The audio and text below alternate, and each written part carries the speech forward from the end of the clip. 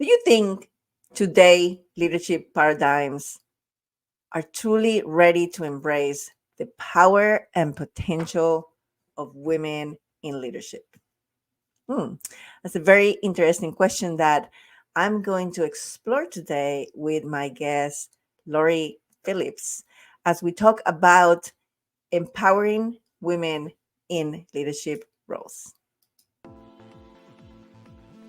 Welcome to Leading Intentionally, the podcast where we dive deep into the world of leadership transformation. I am Carmen Paredes, your guide in this journey, and I'm so thrilled to have you with us today. In each episode, we share strategies, insights, and stories to help you drive growth, enhance workplace culture, and lead with intentionality. Whether you are a seasoned executive, an aspired leader, or just someone passionate about positivity in the workplace, this podcast is for you. Each week, I'll bring you conversations with thought leaders, experts, and trailblazers that will share with you their insights, wisdom, and experiences so that you can apply these practical tips to your leadership journey. Get ready to explore topics like inclusive leadership, women's empowerment, effective communication, and so much more. If you're ready to lead intentionally and make lasting impact in your organization, you are in the right place. Let's embark in this transformative leadership journey together. This is Leading Intentionally. Let's dive in. Hello, and welcome to today's episode of Leading Intentionally. Today, I have Loree Phillip here in the show with us. She's a former 16-year Boeing professional turning into an entrepreneur, and she now focuses on empowering and elevating women through her work as an executive coach, the Daring to Lead podcast, and TV show host. She's also the founder and CEO of We Spark, a boutique coaching and training firm for women. She had successful 16-year career in the aerospace and defense industry. And after that, she followed her heart to have more freedom and impact in her career. Her journey has been one of significant personal growth, learning to step out of her comfort zone and let go of fears and embody an empower mindset. She has been featured in Authority Magazine, the Scottsdale Independent, Shout Out Arizona, the Sonoma Morning Show, Most Authentic Life, Entrepreneurs Enigma, Living Intentionally, and much more. I tell it like that because that was the previous season of this episode, of this podcast before I rebranded. So I'm so excited that it's in her bio. So welcome to today's episode, Loree. It's always so nice to catch up with you and talk about the things that we're both passionate about. Yes, yes. I'm so excited to be here today with you, Carmen. And I love that you caught that in the bio. I left it in there for you. I was like, oh, should I check Oh. this out? No, I'm not. Uh, so fun fact, so many of you know that I changed my last name, but if you actually Google my former last name, Carmen Benton, like literally like one of the things that come up is Loree's podcast, which is like mind blowing. Her podcast is amazing, has a lot of followers and subscriptions. So I recommend you to check her out. We're gonna have all the links for Loree in the description of the podcast. But yeah, it's something always dear to my heart because it's a great place to be featured. Today, we're gonna be talking about empowering women in leadership roles, and I know you and I both are very excited about this. But let's share, because I know your story, but let's share with the audience your your journey, right? From being Mhm. in a male dominated industry. My God, as a mechanical engineer, probably one of my dream companies to ever work for is Boeing, right? So I remember when I met you and I saw that, I'm like, oh my God. But going through that and seeing firsthand from the inside, what is it to be woman on a leadership role, and why there's more need than ever for models. But like, what was your journey and how did you end up here? Yeah, yeah, it's such an important question because we learn so much about ourselves and show others through our journey. And we've had this conversation, Carmen, but I loved working at Boeing. I have no ill words to say about them. But I did, one of the things that occurred to me as I was moving up the ranks at Boeing, is, there was a lack of role models for women who wanted to pursue leadership. And so one of the things, and we can talk about this later on in the show, but one of the things I noticed for myself is that I opt out a lot of potential expanded roles, more responsibility, because I couldn't see myself in that role, because the people that were in those roles were not modeling it in such a way that felt authentic to me. And so I thought, oh, if I take that role, that means X, Y, and Z that's not going to align with my values in the way I want to live my life. And so to answer your question, though, what happened to me is I was enjoying this 16-year career at Boeing. And one day during the pandemic, it really hit me. The people were really focused on health and really important issues. And what came through to me was that my work didn't feel important anymore. It's like, okay, people are dying. People are worried about their health. People are thinking about their family. And I had lost that spark in my work. And so I was really looking at it with this idea of, is this what I want to be doing for the rest of my career? Because I still have, 15 plus years left. And, and what's cool about it is that no matter where we are in our path, we can choose, we can shift, we can change. And up until that point, I never thought about it for myself. I thought I was going to be 30-year career at Boeing. Like most people have their whole career and then they retire. But I really it planted a seed to me about what's possible. What else could I do? What would I love to do? And it set me out on a path that landed me here now, with a podcast, a TV show, getting to talk about empowerment and career topics for women each and every day. And it's just, it aligns better authentically with my heart and where I want to spend my time. And that's really what I set out to do when I left. That's beautiful. And I know because I've been following you and, being connected with you for a year now, that you do it so beautifully. You embody the values that you teach and that you talk about, and it's very authentic. And I think that's one of the things that like drew me to you right away. It's like it's real, right? Like there's a lot out there that you see and it's like, well, is that true or not? But with you, like I always feel like it's real.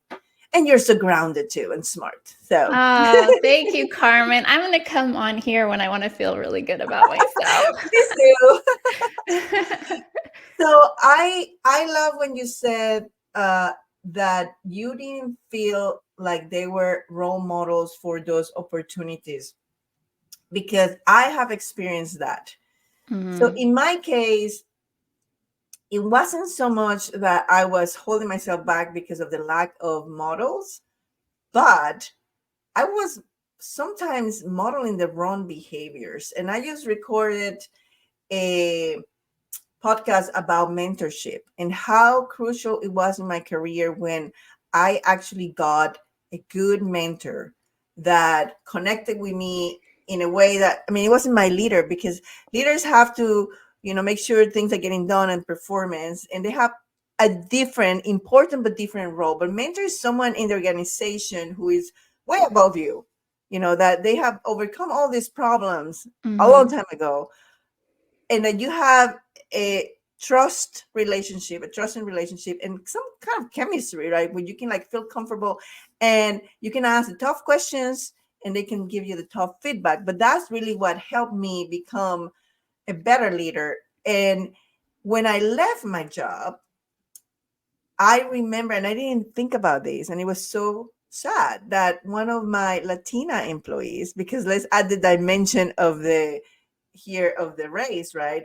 one of my Latina employees said, wow, not only we lost one of the few vice presidents in the company that were women, but we lost the only Latina vice Mm, president.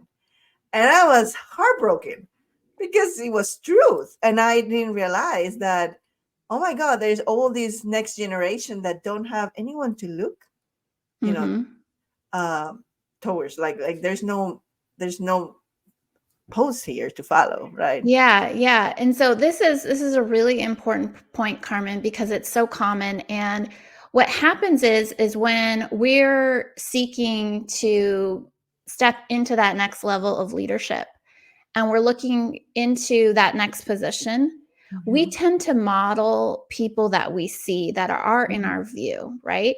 And so what happens is when you're trying to model somebody whose style doesn't align with your own personal style or values, it comes off as inauthentic and it is not as effective. And not only is it not as effective, you blend in with the crowd because it's not your you're not using your Brilliant. advantages, your own brilliance, right?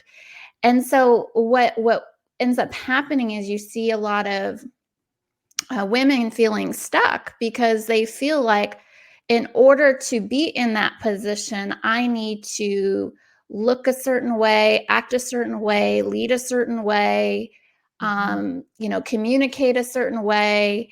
And it goes against the grain of who they are, and they don't feel good in that situation. They don't feel empowered, and they don't do as well as if they had either role models that they could look at, or if they felt empowered enough to be themselves and to Mhm. let go of the perceived constraints they have around how they're allowed to be in a position like that. Right. And I just read, I think it was last night. There was a post in LinkedIn from a woman CEO, and she was talking about the fine boundary between being assertive and being aggressive, right? And I that post really hit me because I remember early on because I was modeling males in those positions, and when a woman tried to talk like a man, in an authority figure or in a position of power, it comes across like aggressive, even though you're not trying to be aggressive. And so it took me a while to be able to find that balance and that right um, way to convey message with, setting the boundaries and setting the points without, barking like a dog. And it really comes, I find, now I didn't have the vocabulary before, but now I do. It comes from leaning from your feminine energy, from your intuition, which is as Hmm. powerful as the masculine. But when women try to be in the masculine because it's all we see, then it doesn't come out the right way. That's right. Yeah, and there's actually, if we can go back to why do we want more women in leadership roles? One is women want to have those roles. That is true. We are ambitious. It's seen in the studies in the last McKinsey annual study on women in the workplace. It identified that women are just as ambitious as men. So Mhm. we want to grow, we want to expand, we want to lead. But there are so many benefits to bringing in a diverse perspective into the conversation, Mhm. both at the leadership table and in, creative thinking, problem solving, communication. And so what you're saying, Carmen, is so powerful because we don't want women to be in these roles acting like guys. We want women in these roles to bring the best of women to the table, the best of themselves, because we can contribute a very important and missing diverse perspective Right. and approach. And we're really good at certain things that in our own way that, men just aren't as good at. And so we can bring that in as well. I absolutely love the way you summarize that. It's absolutely true.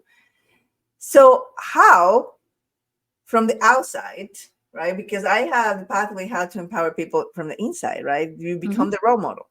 But from the outside, how do Mm-hmm. you help women feel empowered to step into leadership roles or be better leaders in the roles they already have?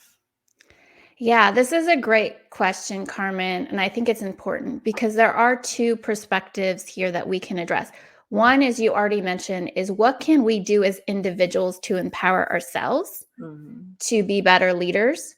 Um, and then what can we do as individuals to support others to step into those positions? And so, one of the things that I've been talking about more and more lately is this idea of imposter syndrome.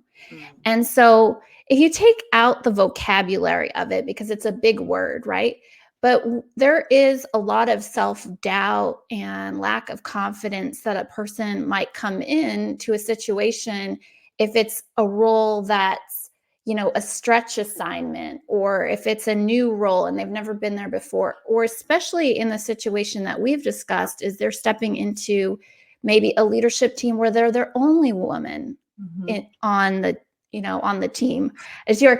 So we want more women in these roles, but what we need to do is to create an environment in which they feel like they can show up as themselves Mm-hmm. and voice their diverse opinions and thoughts, and join the table and feel welcomed. Because when you walk into a room and you don't recognize yourself in there, the first thing you do is shut down, and you don't feel like you can start just voicing your opinions and Mm-hmm. bringing in your perspective. And so I think it's about recognizing that, and maybe having, and I know this is a big topic for you, Carmen, but having a bit more compassion for Mm-hmm. anybody that's new. It doesn't have to be a woman. It could be minority. It could be a younger person who's like younger by a lot of years compared to the team. But when you have someone new on your team, welcome them. Tell them to sit at the table. Tell Mm-hmm. them that we want to hear their thoughts. Tell them that we're not going to beat you up if you bring in an idea. Maybe we won't choose it, or we'll explain why we've thought about it in the past. But open up that line of communication, because what happens is when we start to get into this fear and the self-doubt and the imposter syndrome, is we play small. We Mm-hmm. come up, we're not, we're not part of that group, we feel left out, we don't know what to do, and so we hold back all of our best ideas, our best selves, and we leave it at the table. Yeah. There is a word that has been coming for me as I do my contemplations, and it's inadequacy. And it's basically what you're talking about, the imposter syndrome. But I like I like this word because I could see how it affected me. And you never said, oh, Carmen had imposter syndrome. I mean, I was the only woman in many meetings. I was the only woman presenting to the board of directors. I was the only woman in a jet going to see a big client. Mm-hmm. It was just my life. And as an engineer, I was one of five women of the entire graduation class. So it was like, I wasn't never intimidated by that. But this fear of inadequacy, right, it's deep in your body. Like, I'm not Mm-hmm. going to fit in, so I'm going to try to do everything I can to do it. So triggers your fight or flight right away. Mm-hmm. And so people react differently to it. But he said that you're talking too much because you don't want to be quiet, or are you not even saying what you're thinking because you think you're going to be judged? And Mm-hmm. so it just like totally derail your potential for just like a made up possibility scenario that doesn't even exist, that you think might come and you know sabotage your entire life. And it's Mm-hmm. all like it's all in your mind. It's not even real, right? But yeah, imposter syndrome, inadequacy is a real thing. Yeah, it is. And so, there's things that we can do about it as individuals. But like you said, what can we do about it to support others? And part of it is too, is that um, you didn't feel quote unquote imposter syndrome, but there was this other adequacy thing that was going on with you. But, you know, what happens is a lot of people that have these doubts, imposter syndromes, are high performing, very capable, Oh yeah. intelligent, bright individuals that are holding themselves back because of these things, right? Mhm. So imagine if we could support each other to bring out our best selves in these environments. And we can Mhm. actually think about, when you're having that important discussion and you're in the room and you look around and start to notice who's not speaking. Is it because they don't have ideas, or is it because they're afraid to bring them up? Right? So we have to take ownership of also bringing in people. We want their perspective, and we don't want just the same perspective, Yeah. and we don't want to just hear what we want to hear, Yeah. because you know it adding all the different perspectives adds so much to the conversation, and so many blind spots can get addressed when you start being open to listen to some of these other ideas. Yeah. I like what you said to almost if prompting people in situations where we know they have something amazing to say, but they are not saying it for, fear of something, or um it's never it's never because they are shy. There's always because they think they're gonna be, not taken seriously, or they might think it's not good enough, but you probably know they are super smart. And so one of the things I always did with my teams is that I gave them, airtime. Like I will use my, you know, power and influence to get them a meeting with someone, higher than me, even so they could hear the ideas that they have, because there's no way that people can progress to leadership roles without exposure, without that visibility, without, being able to showcase what they have, right? Yeah, I'm so glad you brought this up, Carmen, because it's really important. One of the topics that comes up a lot in my conversations around this is that women are hesitant very often, and I know we're generalizing, but on average, and when you have conversations with a lot of people over time, you kind of start to see these trends.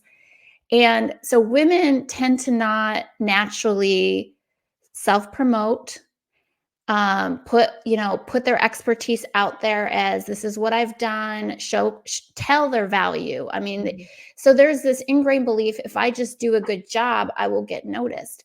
And so Mhm. what I really really want people to hear, especially leaders that have big teams, is that you can support these women by giving them what Carmen said, that visibility, by allowing them to be seen, and time to be, in the spotlight. And so one of the other things in the McKinsey study on women in the workplace is that it is a, a false assumption that that women are having the most trouble breaking the glass ceiling. That is obviously a thing, but the where we get stuck is that women getting into that first level of leadership. That is where women are getting stuck. So you don't have women going up the pipeline. Because they're not even going in the Yes, pipeline. they're not going in the pipeline. And Yeah. so why aren't they going in the pipeline? Are women less capable than men? Are there fewer at the lower levels than men? And that it's Mhm. not true. And so Mhm. when we look at careers for women and what they can do, we're talking about capability and visibility, and you need both. Mhm. Mhm. And so both women have to have to think about promoting themselves more and promoting other women, but also I think leaders can do a better job with their teams, giving opportunities across the board to those that need more visibility. And so this brings me to another point of things that I've seen of why so many leaders, male and females, are hesitant to promote. I'm not talking about like promotion and title, but like to give the space to make their teammates visible, is because they don't have self-confidence on their abilities, and they are afraid that someone in their team could take their role. And I'm gonna tell you something. When this was about 15 years ago, very audacious, bold Carmen, nobody should be surprised of that, approach the CEO of the company and say, how do I get there? And he said, well, I'm going to tell you two things. Do a good job, which I was already doing. Always have your replacement ready. People, oh, look at that. Got some effects. And if you do this, you get balloons. Um, when you are being considered to for a promotion, believe it or not, you want it or not, one of the factors, one of the determining factors that might hinder someone throwing your name on the hat is if you're doing such a good job that nobody else can do it as good as you are doing it. Mm-hmm. But when you have your replacement ready to go, mobility within a company is a piece of cake. You can see my resume. I had 7 jobs in 15 years because I took that advice to my heart. And I always have my replacement ready to go. And they were rocking it day one because they were already recognized by the skills. I had made my job as a leader to coach them, promote and motivate, all the things, right? And so it's a win-win for everybody.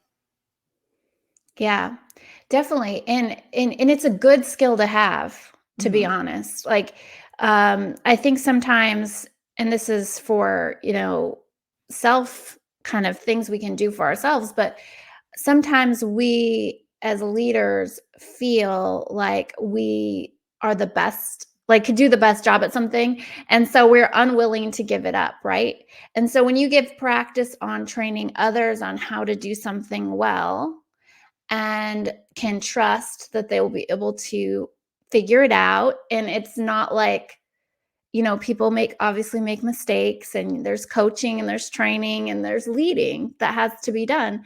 But you can't make it to those higher levels by doing the job yourself. You have to have that skill, the delegation skill, the prioritization skills, the teaching others and trusting others to get things done.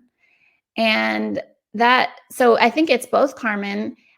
It will help you move, but it also just help you become a better leader. Yes, yes, absolutely. And I gather, Loree, that this is some of the things you help your clients with, how to be able to see what are the gaps in the leadership styles and how they can empower themselves so they can empower others. Yeah. And there's so much that we can work on as individuals. So there's gaps in leadership skills and how you lead a team. Mm-hmm. But then I personally, and I don't know if this is true for you, Carmen, but I like to do more inside out coaching and help support people learn how to lead themselves, how to Mm-hmm. let go of their self-doubts, their fears, how to believe in themselves more so that they take those stretch assignments and are willing to ask and go for it. So there's the stuff that we can do Yeah. individually, and I personally think that's more powerful than Yeah. the onesie twosies Yeah. of the external skills, because those can be learned and those can be picked up quite easily. Yes. No, I totally agree. You were mentioning my topics of compassionate leadership, and when people ask me, it's like, oh, how do I start? It's like you start with yourself, right? You need to have self-compassion. You cannot model a behavior that you don't know how to embody and model on yourself. And there's not a quick fix. I was having this conversation with a company and they were like, a year coaching? I'm like, yeah, that's just scratching the top of the iceberg. You have whatever how old you are of conditioning and programming that needs to be undone. Control F, format the drive in your mind and in your body, right? All these things that we collect. And so it takes time. And some people are further along in their journey and it might not take a year. But for the most people that are not aware of all the things that you and I have experienced in, the last couple of years, it takes time. I mean, I'm still growing. You're still growing. I'm still like, it's like peeling an onion, like always, right? Oh, yeah.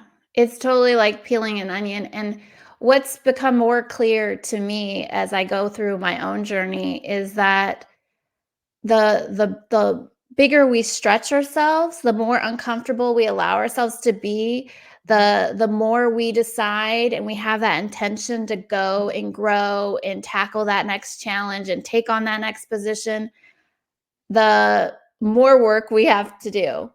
Yes. Because all of that stuff bubbles up underneath the surface when you aspire to challenge yourself and get outside your comfort zone and do something you've never done before because it's uncomfortable. It is uncomfortable, but it is so worth it. So please don't be scared. Once you get into this way of living, you'll understand that there's no going back, because it's so much better when you can actually be who you are. Give yourself permission to bring your brilliance, be authentic, show your gifts. There's a reason why you have it. There's a reason why, you might be passionate, like someone that might be here on the screen. There's a reason why you might, be good with art. There's a reason. I mean, all these gifts that you Mhm. have have a place and time, even in corporate. So how can you put it all together and allow it to shine, right? Mhm. With with empowerment and authenticity. Yep.